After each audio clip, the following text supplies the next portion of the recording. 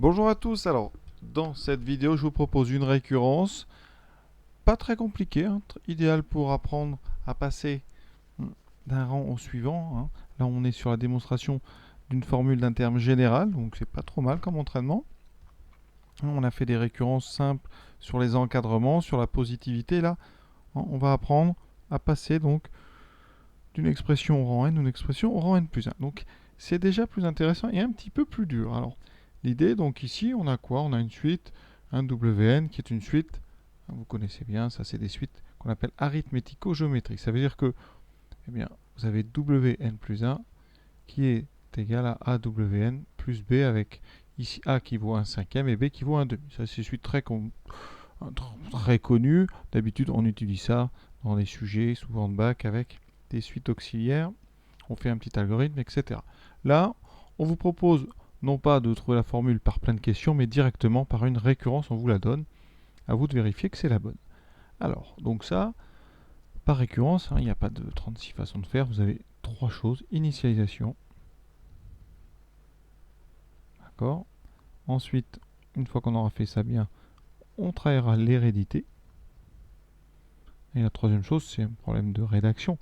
C'est juste la conclusion. Alors je vais faire la conclusion tout de suite parce que on sait très bien ce qu'on va dire à la fin. Qu'est-ce qu'on doit dire? Eh bien, pour faire un principe, pour utiliser une récurrence et utiliser le principe de récurrence, il faut, premièrement, avoir vérifié qu'elle est vraie au départ, cette propriété, et ensuite, il faut avoir vérifié l'hérédité, c'est-à-dire le passage d'un rang au suivant. Et ici, vous avez compris, une fois qu'on a la propriété vraie au départ, au rang 0, elle sera donc vraie par hérédité au rang 1, donc au rang 2 par hérédité, etc. Et donc, vous allez pouvoir la démontrer quel que soit n. Donc la conclusion, qu'est-ce qu'on va dire? La propriété est vraie pour n égale, alors ici, on demande de démontrer ça pour n supérieur ou égal à 0, donc on a sous-entendu n antinaturel qui peut être nul, donc ici on va initialiser pour n égale à 0. On va montrer après qu'elle est héréditaire, donc on dit elle est héréditaire, donc eh bien, elle est vraie pour tout n, donc quel que soit n appartenant à n.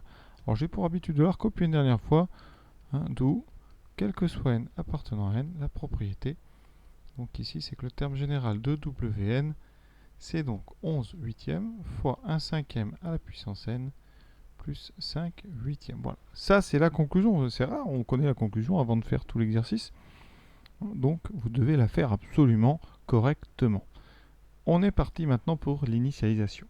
On a dit, cette initialisation, elle va se passer en 0. Donc on va prendre donc n égale 0. Pour n égale 0, qu'est-ce qu'on a à vérifier? On sait que W0, c'est donné, c'est 2. Ça, je ne l'invente pas, bien évidemment. C'est écrit ici. Maintenant, on va regarder. Si la formule est bonne, qu'est-ce qu'on aurait? Donc on va calculer 11 huitièmes fois 1 cinquième puissance 0 plus 5 huitièmes. Combien ça vaut? 11 huitièmes fois 1 cinquième puissance 0. Alors 1 cinquième puissance 0, on sait qu'un cinquième puissance 0, par définition de la puissance 0 d'un nombre non nul, c'est 1. Plus 5 huitièmes, ça donne 11 huitièmes plus 5 huitièmes, donc 16 huitièmes. Ça donne 2. Ah, super, c'est ce qu'on voulait. Donc la propriété, eh bien, elle est vraie pour n égale 0. Vous voyez, c'est pas si simple que ça, il y a déjà un tout petit peu de travail. Donc à savoir, la puissance 0 d'un nombre, ça vaut 1. Évidemment, sauf si le nombre vaut 0, mais ça c'est très très rare. Donc ici, c'est parfait. L'hérédité, donc c'est très classique le départ. On suppose qu'elle est vraie à un certain rang. On ne sait pas lequel, mais voilà. Supposons que ça soit vrai à un moment. On suppose donc que pour un certain... Alors la lettre n'a pas d'importance. Vous pouvez mettre n, vous pouvez mettre p, vous pouvez mettre k. Là, je vais mettre p. Voilà. On suppose que pour un certain p, eh bien on a donc p appartenant à n. On a donc u. Alors c'est pas p ici, c'est w. WP, on suppose que la formule est bonne. Donc c'est 11 huitièmes fois 1 cinquième à la puissance c plus 5 huitièmes. Voilà. Quel est le but? Ça c'est très très important. Le but c'est de montrer que si on a ça, alors le suivant, WP plus 1, ça sera donc la même formule, mais avec 1 cinquième à la puissance P plus 1. Ici, suite définie par récurrence, vous n'avez pas tant de choix que ça.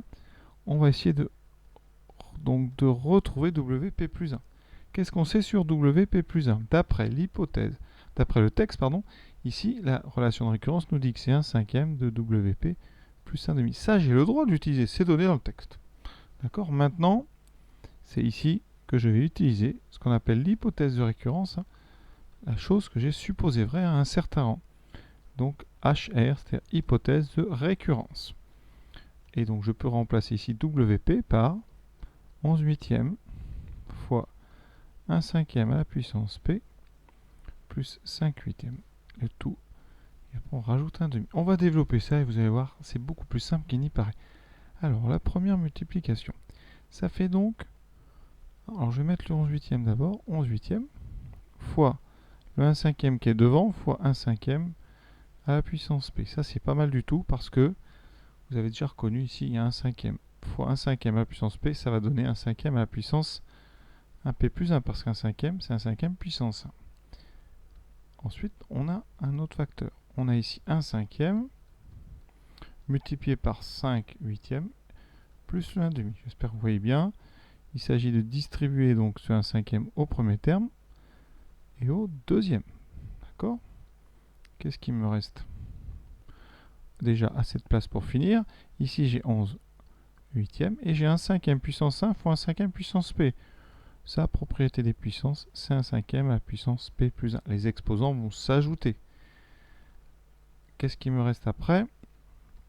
Donc là, on a un 5 en haut, un 5 en bas, il se simplifie, ça fait des 1. Il me reste 1/8 plus, j'espère ne pas m'être trompé ici, donc 1/8 plus 1/2. Alors combien ça fait ça? 1/8 plus 1/2. 1/8 plus 1/2. Je mets tout sur 8, ça fait 1/8 plus 4/8, ça fait 5/8. On a du bol, ça marche direct. Voilà, on a bien ici, vous voyez, le but est atteint. Donc ici, vous mettez juste à côté, hein, hérédité vérifiée. Ou alors en français, avec une phrase, mettez l'hérédité est donc vérifiée. Voilà, alors ce qui est important ici, hein, c'est le raisonnement. On utilise donc d'abord la relation de récurrence, et à l'intérieur de cette relation de récurrence, on utilise l'hypothèse de récurrence, c'est-à-dire ceci. On l'injecte à l'intérieur, à la place ici de WP, et normalement les puissances apparaissent, les puissances P plus 1 apparaissent en regroupant ici des produits avec le même nombre à l'intérieur. Ça c'est très très classique pour tous ceux qui font spécialité maths. On en fait vraiment beaucoup. Pour les autres, il faut vous habituer et faire les calculs comme ça. Vous voyez, il y a une ligne de calcul un petit peu longue, mais rien de très difficile. On va dire que c'est niveau bac, ça, voilà. On n'attend pas beaucoup plus de vous, hein, si ce n'est parfois des exercices un peu plus durs que la moyenne, mais globalement, hein, déjà, il faut vous préparer à ce genre de choses. Voilà, j'espère que j'ai été clair, hein, et que vous commencez un petit peu à manipuler ça avec un petit peu plus d'habitude. Voilà. De toute façon, il faut en faire pour que ça rentre, donc progressivement, vous en faites régulièrement, et ça va se mettre en place, pas d'inquiétude. Voilà, à très bientôt.